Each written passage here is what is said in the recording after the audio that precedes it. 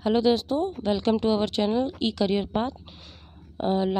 इसके पहले हमने एक बुक रिव्यू दिया था और प्लस सब्जेक्ट डिस्कस किया था प्राथमिक विद्यालय भर्ती के लिए बीपीएससी बिहार पब्लिक कमीशन से जो वैकेंसी आई है।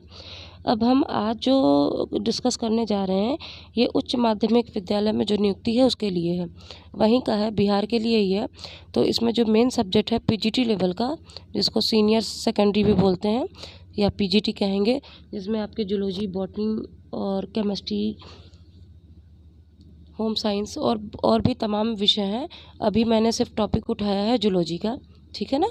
तो हम जूलॉजी के टॉपिक को एक बार समझ लेंगे, उसका पेपर पैटर्न क्या है, पेपर पैटर्न के साथ उसकी क्या क्या नीड है, रिक्वायरमेंट है और पेपर होगा कैसे, उसके अलावा उसका सिलेबस क्या है। तो यहाँ पे मुझे घटना चक्र की जंतु विज्ञान की पुस्तक मिली है। इसके अलावा आप देखेंगे तो इसकी और भी विषय मिल रहे हैं मार्केट में।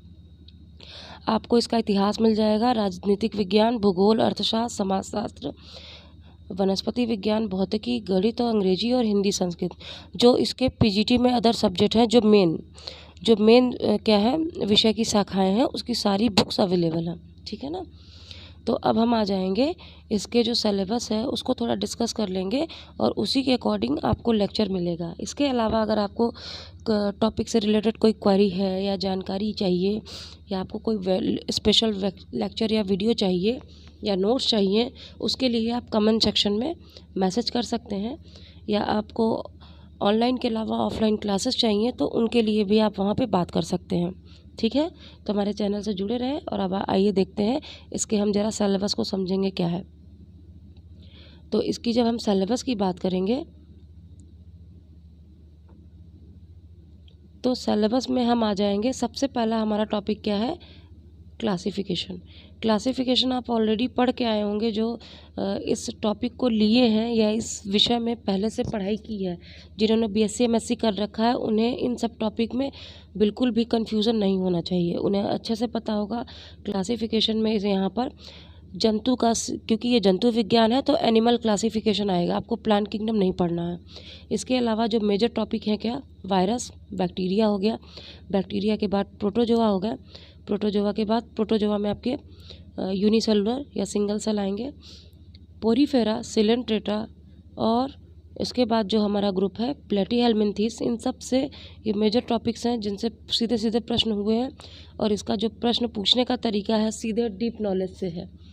तो आप ये सोचिए कि हल्के में सिर्फ जनरल फीचर पढ़ के जाएंगे तो आपकी परीक्षा नहीं हो पाएगी और आप वहाँ क्वेश्चन में फंसेंगे। तो आपको ये मार्जिन मान के चलिए 10+2 का थोड़ा सिलेबस कंप्लीट करना है। जो इनकी बोर्ड की, स्टेट बोर्ड की किताबें हैं उनसे पढ़िए, उसके बाद बीएससी लेवल का और थोड़ा सा एमएससी लेवल का, क्योंकि पीजीटी का मतलब ही होता है आफ्टर पोस्ट ग्रेजुएशन। तो पीजीटी में आपका जो लेवल रहा होगा क्लास फीचर्स का, आपको वो पढ़ना है, ठीक है। नेक्स्ट है एस्केलमेंथीस, जिसमें राउंड वॉर्म आते हैं, एनालिड जिसमें अर्थवॉर्म आता है, ऑर्थोपोड आप ऐसे भी जानते हैं जिसमें कॉकरोच है, मोलस्का, स्नेल वगैरह, इकाइनोडर्मेट हो गए, फिर प्रोटोकॉर्डेट हो गए, पीसेस हो गई, amphibia, reptile, aves and Mammalia, ठीक है। और उसके बाद एनिमल टिश्यू है, और एनिमल टिश्यू में स्केलेटन सिस्टम से लेकर के एनिमल टिश्यू में, एंड उसके बाद हम फिजियोलॉजी के पोर्शन में आएंगे। तो फिजियोलॉजी में आपको क्या क्या मिल जाएगा, ह्यूमन न्यूट्रिशन एंड डाइजेशन, ठीक है, मानव का पोषण, उसका पाचन, उसका क्या है एक्सक्रीशन, उत्सर्जन तंत्र, उसके बाद आपका रेस्पिरेटरी एंड सर्कुलेटरी सिस्टम, जिसमें आपको लंग्स की डिटेल पूरी पढ़नी है और यहाँ पे सर्कुलेशन में हार्ट की, एंड देन आपका क्या है नर्वस सिस्टम है, जिसमें आपका ब्रेन का एक एक पार्ट पढ़ना है, जितने भी ब्रेन के पार्ट हैं उनका वर्क फंक्शन, और इसमें सेंसरी, रिसेप्टर और जितने भी न्यूरॉन्स हैं एक्सेट्रा। फिर आपका आ जाएगा endocrine gland. Endocrine gland hormonal balance से है, कोऑर्डिनेशन एंड जो आपकी डक्टलेस ग्लैंड होती हैं उनकी पूरी स्टडी।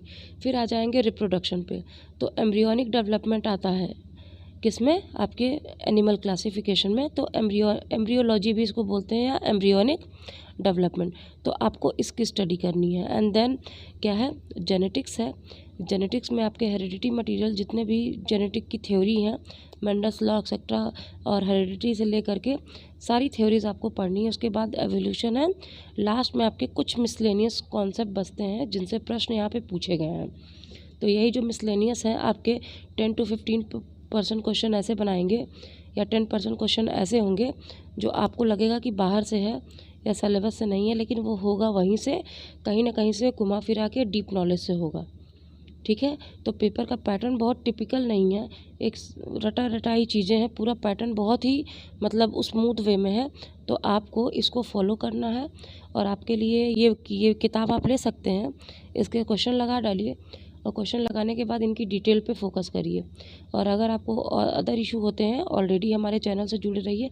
आपको यहाँ पे टॉपिक वाइज लेक्चर भी मिलेंगे, प्लस प्रैक्टिस सेट भी मिलेंगे और मॉडल पेपर। ओके, सो आज के लिए इतना ही। Thank you.